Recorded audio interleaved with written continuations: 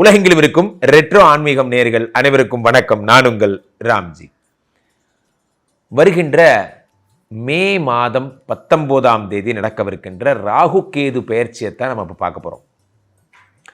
ராகு பகவான் உலகத்தினுடைய போககாரகன் என்று அழைக்கப்படுகிறார். உலகத்தில் போககாரகன் என்றால் ராகு பகவான். கேதுவை நாம் மோட்சகாரகன் என்று அழைக்கிறோம், ராகுவை போககாரகன் என்று அழைக்கிறோம். ராகு என்ன தருவார் அப்படின்னா தொழில் முன்னேற்றங்களை தருவார். ராகு தான் அசுர தயாநிதினு பேர். ஒருத்தனை ஒரே தூக்கி மேலே வைக்கிற ஆள் யாருன்னா ராகு தான் அந்த மாதிரியான பெரிய லெவல் ஜம்பிங்லாம் தருவார். உலகத்தில் எது இதெல்லாம் சிற்றின்பங்களோ அதுக்கெல்லாம் அதிபதி யாருன்னா ராகு. தனுசு ராசிக்காரர்களுக்கெல்லாம் இந்த ராகு கேது பயிற்சி என்ன பலன்களை தரப்போகிறது? தனுசு ராசிக்காரர்களுக்கு 3ஆம் வீட்டிலே ராகு, 9ஆம் வீட்டிலே கேது. 3ஆம் வீட்டில் இருக்கக்கூடிய ராகு பகவான் என்ன பலன்களை தருவார்? 3 என்பது முயற்சிக்கான இடம். முயற்சி, ஒரு விஷயத்தில் நீங்கள் தொடர்ந்து முயற்சி பண்ணுறீங்க, அந்த முயற்சி வெற்றிகரமாக நடக்கணும் அப்படிங்கிறது தான் நம்மளோட பிரதான நோக்கமாக இருக்கணும். 3ஆம் இடம் என்பது முயற்சிக்கான இடம். அந்த 3ஆம் இடத்திலே ராகு பகவான் வரும்பொழுது நிதானத்தையும் பொறுமையும் வெற்றியை நோக்கிய பயணத்தையும் தருகிறார். அதுதான் முக்கியமான விஷயம், வெற்றியை நோக்கிய பயணம். இந்த 3ஆம் இடம் என்பது என்ன அப்படின்னு பார்த்தீங்கன்னா சகோதர பாவம், தைரியம். சார், உலகத்தில் ஒன்று தெளிவாக தெரிஞ்சுக்கோங்க, வாழ்க்கையில் எப்பேற்பட்ட சுச்சுவேஷன் வேணால் நீங்கள் ஹேண்டில் பண்ணலாம். தைரியம்தான் வாழ்க்கை, பயம்தான் மரணம். தைரியம்தான் வாழ்க்கை, பயம்தான் மரணம். உலகத்தில் யாரெல்லாம் தைரியத்தை கைவிளக்காக ஏந்திக் கொள்கிறார்களோ எப்பேற்பட்ட இருட்டிலும் அவர்கள் சென்று விட முடியும். உலகத்திலே நண்பர்களே, வீர அலெக்சாண்டர் அவர் சொல்கிறாங்க, வீர அலெக்சாண்டர் அவர் ஏன் அப்படி அவர் அவ்வளோ பெரிய ஆளுன்னு சொல்கிறோம் அப்படின்னா, அவர் ஒரு தீவுக்கு சண்டை போட போனார்னு வச்சுக்கோங்களேன். தன்னுடைய கப்பல்கள் ஒரு 7-8 கப்பல் எடுத்துகிட்டு ஒரு தீவுக்கு சண்டை போட போகிறாருன்னா, அந்த சண்டை செய்கிறதுக்கு முன்னாடி அங்கே இருக்கிற தீவு அந்த அவரோட கப்பல் தவிர, அதாவது எப்படி சொல்கிறது, அந்த வீரர்களோட கப்பல் இருக்கு இல்லையா, அவங்கெல்லாம் தப்பிச்சு போகிறத தவிர இவருடைய சொந்த கப்பலை எரிச்சிருவார். எரிச்சிருவார். அதனால தான் இந்த கிரேட் அலெக்சாண்டர்னு நம்ம சொல்கிறோம். Alexander the great. ஏன் அப்படி சொல்கிறோன்னா, அவருடைய கப்பலை அவர் எரித்து விடுவார். போனால் எதிரி நாட்டுக்காரனை ஜெயிச்சுட்டு அவன் கப்பலில் தான் போவேன், இல்லைன்னா இங்கேயே இருந்து செத்து போவேன், ஆனால் தோக்க மட்டும் மாட்டேன் என்று. அதுதான் வீர அலெக்சாண்டருங்கிறது. அதனால தான் அலெக்சாண்டர் த கிரேட். அந்த 3ஆம் வீடு என்பது இப்பேற்பட்ட நன்மைகள்லாம் தரப்போகிறது, தைரியங்களை தருகிறது. தைரியம். அந்த 3ஆம் இடத்திலே சகோதர பாவத்திலே ராகு பகவான் வரும்பொழுது சகோதரர்களால் நன்மை போன்றவை எல்லாம் கிடைக்கிறது. உங்களுக்கு என்ன நடக்கிறதுனா, 9ஆம் வீட்டில் இருக்கக்கூடிய கேது, பாக்யஸ்தானத்தில் கேது. பாக்ய கேது என்ன பலன்கள்லாம் தருகிறார் என்றால் அதிர்ஷ்டங்களை அள்ளி தருகிறார். சரி, ஒரு உணவகம் இருக்கு. இந்த 3ஆம் இடம் என்பது பொறுமை, 3ஆம் இடம் என்பது சகிப்புத்தன்மை. அந்த இடத்துல ராகு வரும் பொழுது முயற்சி மட்டுமல்ல, சகிப்புத்தன்மையும் பொறுமையும் கூட உங்களுக்கு தேவைப்படுகிறது. சார், எந்த ஒரு விஷயத்திலையும் ரியாக்ட் பண்ணுறது வேற, ரெஸ்பாண்ட் பண்ணுறது வேற. இதை கற்றுக்கணும். தனுசு ராசிக்காரர்கள் ஒரு விஷயம் கற்றுக்கணும். ரியாக்ட் பண்ணுறது அப்படிங்கிறது நீங்கள் எதிர்வினையாற்றுவது, ரெஸ்பாண்ட் பண்ணுவது என்பது அதற்கு ரெஸ்பாண்ட் பண்ணுறது. ஜஸ்ட் பதில், அப்படியா, உங்களை பற்றி இப்படி சொல்கிறாங்க, அப்படியா, அப்படின்னா அது ரெஸ்பாண்ட். ரியாக்ஷன் அப்படின்னா எப்படி அவன் அப்படி சொல்லலாம் என்று நினச்சா அது பேர் ரெஸ்பாண்ட், அது பேர் ரியாக்ஷன். ரியாக்ஷன் அப்படின்னா என்ன அப்படின்னா ஆக்ஷன், ரியாக்ஷன், வினை எதிர்வினை. ஸோ ரெஸ்பாண்ட் அப்படின்னா அப்படி கிடையாது. ப்ளீஸ் ரெஸ்பாண்ட் மை கால், என் காலை அட்டன் பண்ணுங்கள், பேசுங்க எல்லாம் சொல்லல, ரெஸ்பாண்ட். இப்போ 3ஆம் இடத்துல ராகு பகவான் வரும்போது ரியாக்ஷனை கம்மி பண்ணிவிட்டு ரெஸ்பான்ஸை அதிகப்படுத்திக்கணும். எந்த ஒரு ஏரோ வந்தாலும் அந்த ஏரோவை பிடுங்கி பல் குத்திக்கணும், அதெல்லாம் வேறு லெவல். அப்போ நம்ம அவ்வளோ பெரிய ஆள்லாம் கூட வேண்டாம்.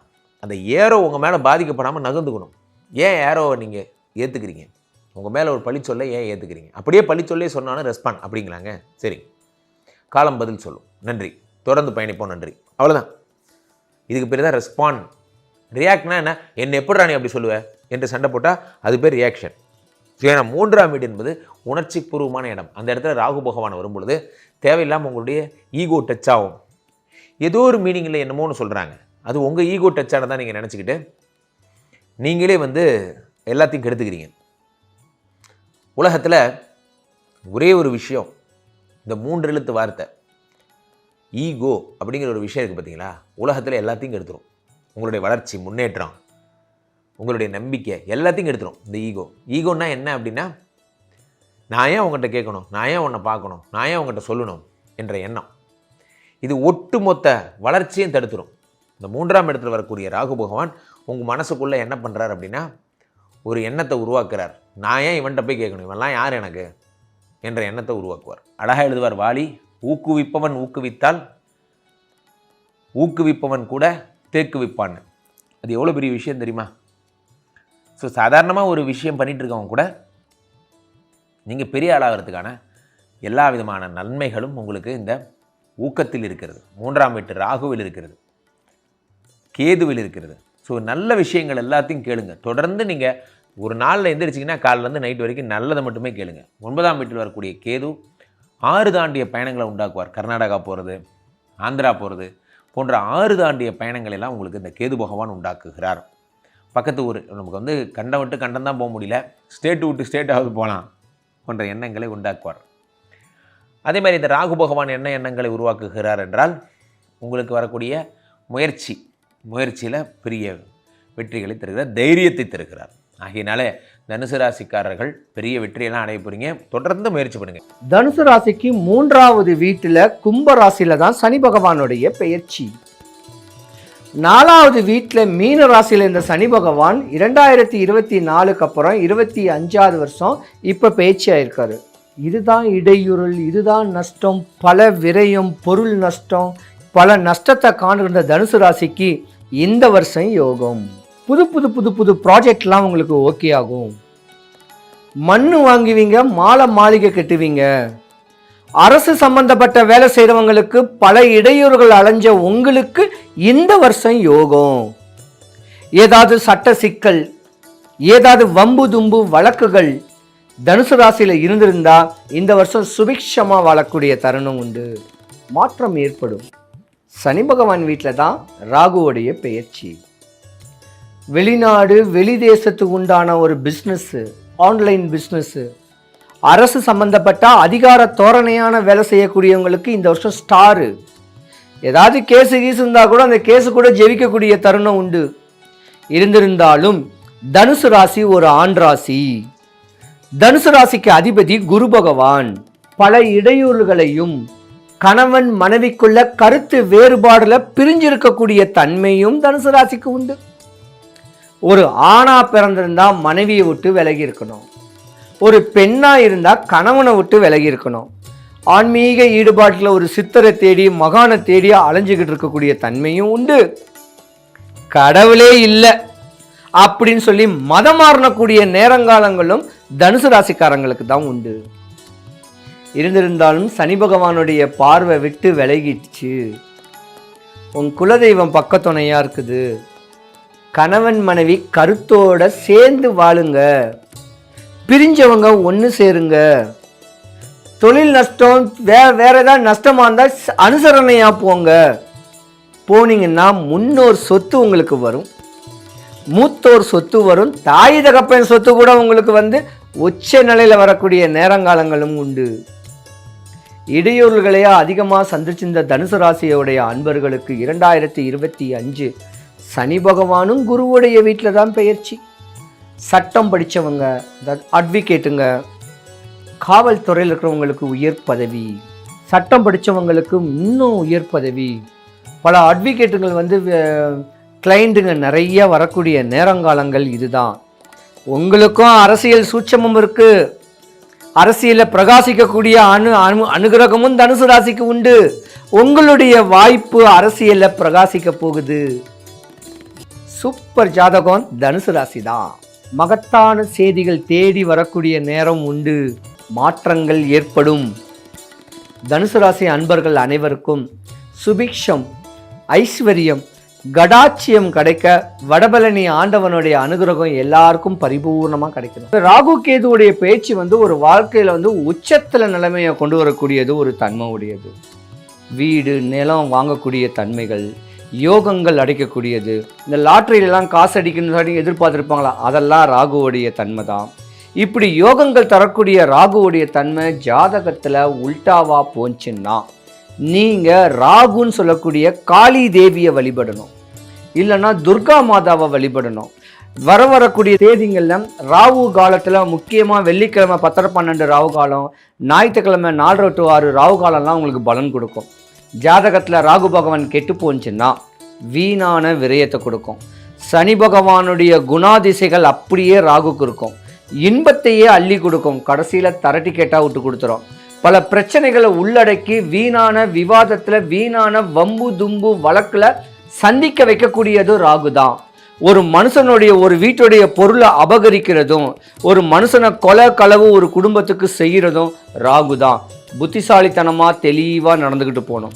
நான் சொல்லக்கூடிய இந்த சின்ன ஸ்லோகத்தை சொன்னீங்கன்னா ராகு கேதுவுடைய பெயர்ச்சி உங்கள் 12 ராசிக்காரர்களுக்கும் ஒரு தனிப்பட்ட ஒரு மேன்மை அடையக்கூடிய ஒரு தருணம் இருக்கும்.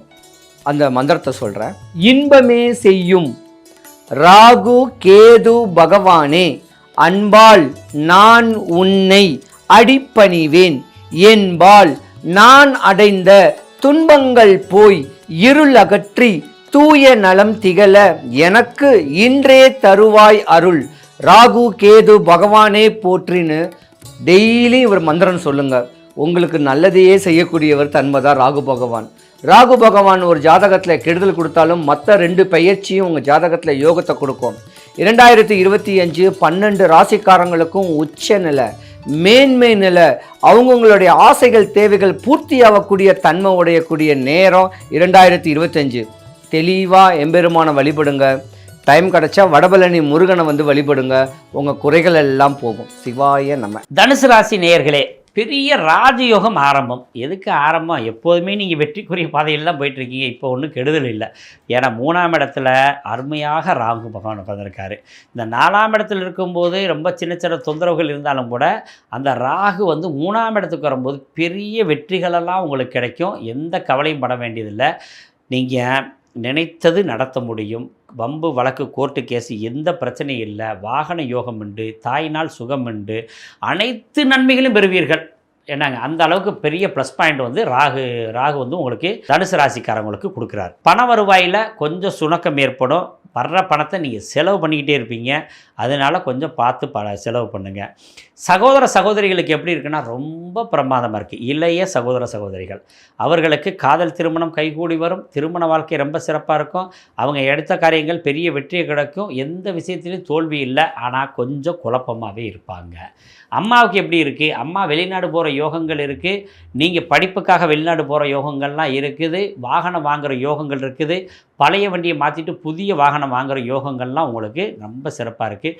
சுகத்தில் எந்த குறைபாடுகளும் இல்லை. சரி, புத்திர பாக்கிய விஷயத்தில் டாப் லிஸ்ட் முதல்ல அதிகப்படியான புத்திர பாக்கியம் யாருக்கு கிடைக்கும்னா தனுசு ராசிக்கு தான். இவங்களுக்கு தான் புத்திரர்களை என்றைக்குமே தொந்தரவு இல்லை. எந்த விஷயத்துலையும் தொந்தரவும் இல்லை. ஏன்னா உத்திராடம் மட்டும் கொஞ்சம் லேட்டாகும், அவ்வளோதான் ஒழிஞ்சு எல்லா தனுசு ராசிக்காரவங்களுக்குமே புத்திர பாக்கியம் எப்போதுமே அமோகமாகவும் திருப்திகரமாகவும் இருக்குது. எந்த குறைபாடுகளும் இல்லை. வழக்கு சார்ந்த விஷயங்கள், நோய் சார்ந்த விஷயங்கள், வெற்றிக்குரிய விஷயம் நிறைய வெற்றி அடைய போகிறது தனுசு ராசி தான். தனுசு ராசி வந்து ஸ்போர்ட்ஸு, என்னங்க போட்டி பந்தயங்கள், அதே மாதிரி பரீட்சை தேர்வுகள், ஐஏஎஸ் ஐபிஎஸ் தேர்வுகள், நீட் எக்ஸாமு, இதில் எல்லாத்துலேயும் ஜெயிக்கிறவங்க தனுசு ராசிக்காரங்க தான். நீங்கள் வேணால் செக் பண்ணி பாருங்கள். நிறைய பேர் இந்த பா வரிசை, என்னங்க அந்த யூ வரிசை, இந்த மாதிரி நிறையா வரிசைகளில் வரும். இந்த தமிழ் எழுத்துக்கள் யோ, இந்த வரிசைகள்லாம் இருக்கவங்கெல்லாம் பாருங்கள் ரொம்ப விசேஷமாக இருக்கும். பொதுவாக தனுசு ராசி தான் அதிகப்படியான வெற்றிகளை பெறுவார்கள். ஸ்போர்ட்ஸாக இருக்கும், சூப்பர் சிங்கிள்லேயே பாருங்கள் தனுசு ராசி தான் வெற்றி பெறும். இப்போ நம்ம எடுக்கும்போது கிட்டத்தட்ட இறுதி சுற்றுக்கு நெருங்கிக்கிட்டு இருக்குன்னு நினைக்கிறேன். இது என்றைக்கு போடுறாங்கன்னு தெரியல. கிட்டத்தட்ட நீங்கள் பார்த்தீங்கன்னா தெரியும் தனுசு ராசி தான். அப்போ நீங்கள் அதில் 3 தனுசு ராசி இருக்குது. 3 பேருமே டாப் லிஸ்ட்டுக்கு வந்துட்டாங்க. அதில் எந்த தனுசு ராசி வருதுன்றதை நம்ம பார்க்கணும். ஏன்னா ஜாதகம் வேணும் இல்லையா? ஜாதகம் இருந்தால் தான் நம்ம சொல்ல முடியும். அந்த அளவுக்கு தனுசு ராசியில் ரொம்ப பெரிய விசேஷங்கள்லாம் உண்டு. வேலைவாய்ப்பு இதெல்லாம் எப்படி இருக்குது? வேலைவாய்ப்பில் எந்த தொந்தரவும் இல்லை. நீங்கள் வேலைக்கு போகிறதுல நல்ல முயற்சிகள் பண்ணலாம், ஒரு பிரச்சனையும் கிடையாது. சரி, திருமண வாழ்க்கைகள் இது கேதுனால எப்படி இருக்குன்னா ரொம்ப பிரமாதமாக இருக்குது. உங்களுக்கு வரக்கூடிய வரன்கள் உங்களை கல்யாணம் பண்ணிட்டு போவாங்க. அதுதான் பெரிய விசேஷம். என்னங்க சார் சொல்கிறீங்க? இது இயல்பு தானே. பையன் பொண்ணை கல்யாணம் பண்ணிட்டு வர்றது விஷயம் இல்லை. தனுசு ராசி பெண்கள் பாருங்கள், தனுசு ராசி ஆம்பளை பையனுக்கு ஓகே, தனுசு ராசி பெண் குழந்தைகளுக்கு கணவன் வந்து அவனை கல்யாணம் பண்ணிட்டு போகிறது இயல்பு. பெண்ணாக இருந்து உங்களை கல்யாணம் பண்ணி போகிறதும் வாய்ப்பு இருக்குது. அதான் நான் சொல்ல வர்றது. 3ஆம் இடத்தில் இருக்க ராகு உங்களை அசைக்க முடியாத வெற்றிக்குரிய ஸ்தானத்தில் உட்கார வைப்பார். புதிய முயற்சிகளில் வெற்றி பெறுவீங்க, புதிய பரீட்சைகளில் தேர்வாவீங்க, புதிய வேலைவாய்ப்புக்கு முயற்சிக்கு நீங்கள் வெற்றி கிடைக்கும். மொத்தத்தில் ராஜயோக ராகுவாக அமைந்திருக்கிறதுனால உங்களை இந்த வருடம் 18 மாதத்துக்கு யாருனாலையும் உங்களை அசைக்க முடியாது. தனுசு ராசிக்காரர்களுக்கு இந்த ராகு கேது பயிற்சியும் அதனோட தொடர்புடைய இருக்கக்கூடிய கிரகங்களான சனி குரு இவங்களோட நிலையிலையும் வச்சு பலன்கள் கொடுக்க போகிறோம். தொடர்ந்து பாருங்கள், நிச்சயமாக உங்களுக்கு பயனுள்ளதாக இருக்கும்னு நான் தெரிவிச்சுக்கிறேன். அதாவது தனுசு ராசி அப்படின்னு எடுத்துக்கிட்டோம்னா காலபுருஷனுக்கு 9ஆம் வீடாக வரக்கூடிய 9ஆம் வீடு அப்படின்னா பாகியஸ்தானம். எந்த ஒரு ராசி லக்னமாக இருந்தாலும் வந்து 9ஆம் இடம் தான் வந்து பாகியஸ்தானம்னு சொல்லுவோம். அந்த பாகியஸ்தானம்னாலே உங்களுக்கு தெரிஞ்சிடும், அதாவது அதிர்ஷ்டங்களை கொடுக்கக்கூடிய ஒரு இடம் அப்படின்றது. ஞானஸ்தானமும் அதுதான், ஒரு 9ஆம் இடம் தான் ஞானஸ்தானம் அப்படின்னு சொல்லுவோம். ஸோ அந்த மாதிரி பக்தி ஞானம் ஒரு நல்ல ஒரு அதிர்ஷ்டங்களை பெறக்கூடிய யோகமுள்ள ஒரு இடம் ஸ்தானம் அப்படின்னா பாகியஸ்தானம்னா 9ஆம் இடம் தான். காலபுருஷனுக்கே இந்த தனுசு ராசி தான் பாகியஸ்தானமாக வர்றதுனால பாகியஸ்தானத்தில், அதாவது தனுசு ராசியில் ஒரு குழந்தை குடும்பத்தில் இருக்குன்னா அதுக்கப்புறம் அந்த குழந்தை பிறப்புக்கு அப்புறமா அந்த குடும்பம் வந்து பல வகையில் விருத்தி அடைப்பது, உயர்வடைப்பது, செல்வ நிலைகளில் செல்வாக்கில் நல்ல நிலைக்கு வரப்போகிறாங்க அப்படின்றது ஒரு அடையாளமாக நம்ம பார்க்க முடியும். நிச்சயமாக தனுசு ராசியில் இருக்கக்கூடிய குழந்தையோட பெற்றோர்களுக்கு நல்லாவே தெரியும், அந்த குழந்தை பிறந்த பின்னாடி தான் வாழ்க்கையில் வந்து நல்ல ஒரு நிலைக்கு வந்தோம், ஒரு பெரிய உயரத்தை அடைஞ்சோம் அப்படின்றத வந்து ஒத்துப்பாங்க. ஸோ அந்தளவுக்கு வந்து சிறப்பு வாய்ந்த ராசியாக அந்த தனுசு ராசி இருந்துகிட்ருக்கு. இந்த தனுசு ராசியோட அதிபதி யார் அப்படின்னு பார்த்தீங்கன்னா முழு சுபகிரகமான வியாழன். அவர் தான் வந்து நமக்கு தேவகுருன்னு சொல்லுவோம். ஸோ அவரோட ஆதிபத்தியத்தில் வரக்கூடிய இந்த தனுசு ராசியில் மூல நட்சத்திரம், உத்திராட நட்சத்திரம், பூராட நட்சத்திரம் ஆகிய 3 நட்சத்திரங்கள். ஒன்று வந்து கேதுவுடைய நட்சத்திரம்.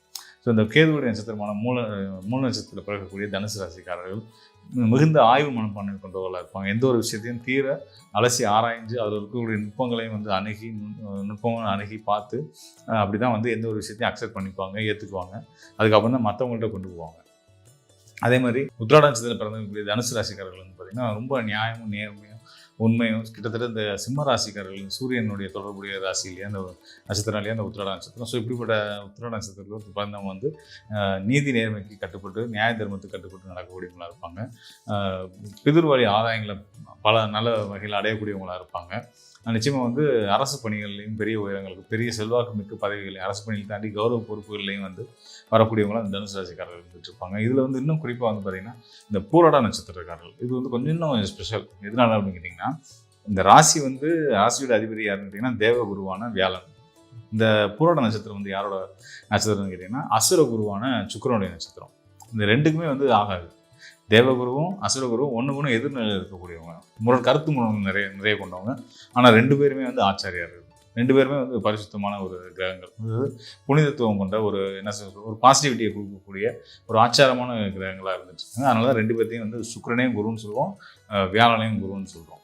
ஸோ இந்த மாதிரி வந்து பண்பு 2 வேறு பண்புகள் கொண்ட ஆதிபத்தியம் கிரகங்களுடைய நிலை நட்சத்திரமும் ராசியும் ஒன்றா இணையக்கூடிய ராசியாக இந்த தனுசு ராசியில் பூராட நட்சத்திரக்காரர்கள் இருப்பாங்க. இந்த பூராட நட்சத்திரக்காரர்கள் பார்த்திங்க அப்படின்னா வந்து நிறைய பயணங்களில் விருப்பங்களவங்களாக இருப்பாங்க. அதே நேரத்தில் ரொம்ப சுறுசுறுப்பாகவும் செயல்படக்கூடிய தன்மைகள் இருக்கும். எந்த பற்றியுமே பெருசாக கேர் பண்ணிக்கிறாம ரொம்ப ஒரு அஜாக்கிரதையாக இருக்க மாதிரி தெரியும். ஆனால் தன்னுடைய காரியங்களை சரியான நேரத்தில் முடிக்கக்கூடிய ஒரு பண்புகள் வந்து இந்த தனுசு ராசி பூராட நட்சத்திரக்காரர்களுக்கு இருக்கும். ஸோ இப்படிப்பட்ட சிறப்புகள் கொண்ட இந்த தனுசு ராசிக்காரர்களுக்கு வந்து பார்த்திங்க அப்படின்னா இந்த ராகுவும் கேது என்ன பலனை கொடுக்க போகிறாங்க, நிழல் கிரகங்களான ராகு கேது பயிற்சி எப்போ நடக்க போகுது அப்படின்னா ஏப்ரல் 26ஆம் தேதி தமிழ் மாதம் 13ஆம் தேதி நடக்க இருக்கக்கூடிய இந்த ராகு கேது பயிற்சிகள் வந்து என்ன பலனை கொடுக்க போகுது, என்ன நிலையில் இருக்க போகுது அப்படின்னு பார்த்திங்க அப்படின்னா மீனத்திலிருந்து ராசிக்கு 3ஆம் இடமான கும்ப ராசிக்கு ராகு வந்து பயிற்சியே வராது. அதுதான் நான் சொல்ல வரல. சுபகாரியங்கள், நீங்கள் வீடு மனை வாங்கி வாழ்க்கையில் ஒரு நல்ல உயரத்தை அடையணும், செட்டில் ஆகணும்னு முடிவு பண்ணியிருக்கவங்களுக்கான அதுக்கான அடித்தளத்தை அமைக்கக்கூடிய ஒரு காலமாக இருந்துகிட்டு இருக்குது. அது மட்டும் இல்லாமல் வேலையில் நல்ல ஒரு மாற்றத்துக்கு போகணும், நல்ல வேலைக்கு போகணும், வேலை இல்லாமல் இருந்தவங்க ஒரு வேலையிலேருந்து இன்னொரு வேலைக்கு போகணும்னு முயற்சி பண்ணுறவங்களுக்கும் வேலை வாய்ப்புகள் கிடைக்கிறதுக்கும், அது மூலிமா கிடைச்ச வேலை மூலிமா பெரிய லெவலில் பேர் புகழ் சம்பாதிக்கிறதுக்கும் பணம் சம்பாதிக்கிறதுக்கும் நல்ல உகந்த காலமாக இருந்துகிட்டு இருக்குது. சொந்த தொழில் இருக்கவங்களுக்கும் அந்த தொழிலை விரிவுபடுத்தி பல நகர்களுக்கு கிளைகள் கொண்டு போகிற வரைக்கும் பெரிய வாய்ப்புகளை ஏற்படுத்தி கொடுக்குற அளவுக்கு குருவும் சனி ராகு 3 பேரும் உங்களுக்காக சப்போர்ட்டிவாக இருந்துகிட்டு இருக்காங்க. உங்கள் மனசில் என்ன நினைக்கிறீங்களோ அது நிச்சயம் நடக்குன்றது தான் இந்த 3-7 தொடர்பு அப்படின்னு சொல்லுவோம். 3ஆம் இடத்துல சனி ராகு இருந்துட்டுருக்காங்க. அங்கேருந்து ராசிக்கு 7ஆம் இடம் வரக்கூடிய மிதுன ராசியில் குரு இருந்துட்டுருக்காரு. அப்போ 3-7 தொடர்பு வந்துருச்சு அப்படின்னா என்ன ஆசைப்படுறீங்களோ அதை அடைய போகிறீங்கன்றதான் அர்த்தம். ஸோ இப்படிப்பட்ட ஒரு சிறப்பான யோக காலத்தில் நீங்கள் இருந்துட்டு இருக்கிறதுனால தனுசு ராசிக்காரர்கள் சனியை நினைச்சோ ராகு நினைச்சோ பயப்பட வேண்டியதில்லை. இன்னும் ஒரு கூடுதல் தகவல் மட்டும் சொல்லிக்கிறேன். அதாவது இந்த கும்பராசியில் இருக்கக்கூடிய சனி வந்து பயிற்சியாகிறது திருக்கணித முறையில் பயிற்சியாகி 4ஆம் இடத்துக்கு போகிறதா சொல்கிறாங்க. 4ஆம் இடத்துக்கு போனாலும் பிரச்சனை இல்லை. வாக்கிய கணிதப்படி இன்னும் ஓராண்டுக்கு மேலே அவர் வந்து கும்பத்திலிருந்து தொடர போகிறாரு. அதனால் அவரோட பார்வை அனுகூல பார்வை தொடர்ந்து கிடச்சிட்டே இருக்கிறதுனால ஒருவேளை போனாலும் கேந்திர தொடர்பு மூலியமாகவும் உங்களுக்கு சனி உங்களுக்கு தொந்தரவு பண்ண மாட்டார் அப்படின்றத நான் உங்களுக்கு ஆணித்தரமாக சொல்லிக்கிறேன். ஸோ சிறப்பான யோக காலத்தில் நீங்கள் இருந்துகிட்ருக்கீங்கன்றதை தெரிஞ்சு வாழ்க்கையை சீரமைச்சு சரியான முறையில் பயணிங்க. இது மட்டும் இல்லாமல் உங்களுடைய தனிப்பட்ட ஜாதகம் அது ரொம்ப முக்கியமான ஒரு பங்கு இருக்குது. உங்களுடைய கோச்சார நிலைகள் கிரக நிலைகள் ரொம்ப சிறப்பாக இருந்துட்டு இருக்குல்லையே, அதே போல் வந்து உங்களோட தனிப்பட்ட ஜாதகத்தில் உங்கள் லக்னாதிபதி நிலை உங்களை இப்போ ரூல் பண்ணக்கூடிய தசாநாதன் சொல்லக்கூடிய தசா புத்திக்குரிய கிரகங்கள் இவங்களோட நிலையெல்லாம் பார்த்து கோச்சார பலன்களையும் பார்த்து சரியான துல்லியமான எதிர்கால பலன்களை தெரிஞ்சுக்க முடியும். ஸோ அப்படி உங்களுக்கு உங்கள் ஜோதிட ஆலோசனை தேவைப்படும் பட்சத்தில் இந்த டிஸ்பிளேல இருக்கிற தொடர்புகளுங்க நிச்சயமாக ஒரு நல்ல ஒரு வழிகாட்டுதலை கொடுப்பேன். நன்றி நண்பர்கள், மீண்டும் ஒரு நல்ல நிகழ்ச்சி சந்திப்போம்.